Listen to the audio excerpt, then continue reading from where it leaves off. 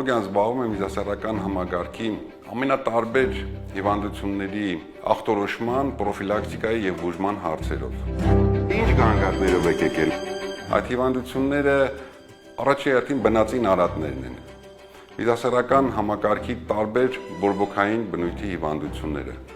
օնկոլոգիան, որը վերաբերում է միզասեռական համակարգին, տարբեր տրավմաները, որոնք հրատապ իրավիճակներ են առաջացնում։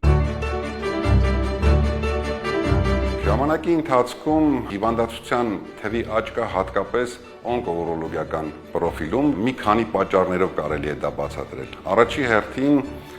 արտաքին ոչ բարենպաստ գործոնների, վատ սովորությունների ավելացումն է մարդկային օրգանիզմի վրա։ Երկրորդ հերթին դա կարելի է բացատրել տեխնոլոգիաների զարգացումով, որը որ բերել է հիվանդացության ախտորոշման ել ավելի մեծ թվի, այսինքն եթե սրանից 15, 20, 30 տարի առաջ այն հիվանդությունները, որոնք որ դժվար էր ախտորոշել եւ լաբորատոր եւ գործիքային հետազոտությունների նրանց սակավ լինելու դժվարամատչելիության հետ կապված, ներկայումս հագեցվածությունը լաբորատոր եւ գործիքային հետազոտությունների ինչպես խոշոր քաղաքներում, այնպես էլ մարզերում բավականին բարելավել է, որի հետևանքով հիվանդությունների ախտորոշման հետ կապված թիվը ավելացել է։ Օրինակ, եթե սրանից 20 տարի առաջ այն վիրահատությունները, որոնք համատարած կատարվում էին բաց եղանակով, վերջին տարիների ընթացքում էնդոսկոպիկ եւ լապարասկոպիկ տեխնոլոգիաների զարգացման եւ հասանելիության հետ կապված փոքր ինվազիվ միջամտությունների թիվը կտրուկ բարձրացավ, որը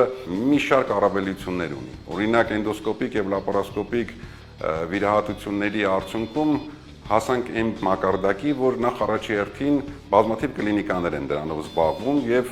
1-2 կլինիկա չէ, որ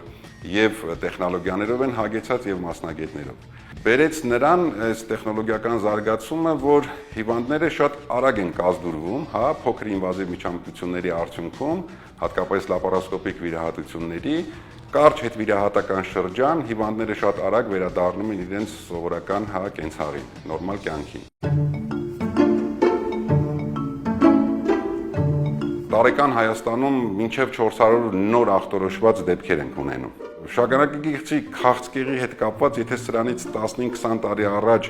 բաց վիրահատություն էինք մենք առաջարկում եւ անում համարյա համատարած, հիվանդները հիվանդանոցում գտնվում էին միջինում 10-12 օր, հետվիրահատական շրջանը, գազդուրման շրջանը եւս 2 շաբաթ,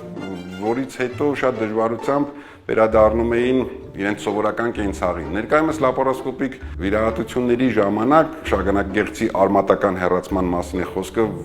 որը որ լիարժեք առողջացման արդյունքներ է մեր մոտ գրանցվում։ Հիվանդները 3-4, մաքսիմում 5-րդ օրը արդեն տան են եւ մեկ շաբաթից եւս արդեն վերադառնում են իրենց սովորական կենցաղին։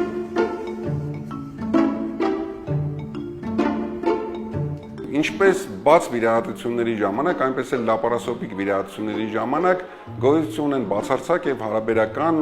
ռիսկեր եւ հակացություններ։ Սակայն լապարասկոպիայի հնարավոր բարդությունները եւ ներվիրահատական եւ հետվիրահատական միանշանակ շատ ավելի փոքր են եւ եթե հնարավոր է վիրահատությունները կատարել լապարասկոպիկ եղանակով, միանշանակ եւ հիվանդի եւ վիրաբույժի համար նախընտրելի է լապարասկոպիկ վիրահատությունները։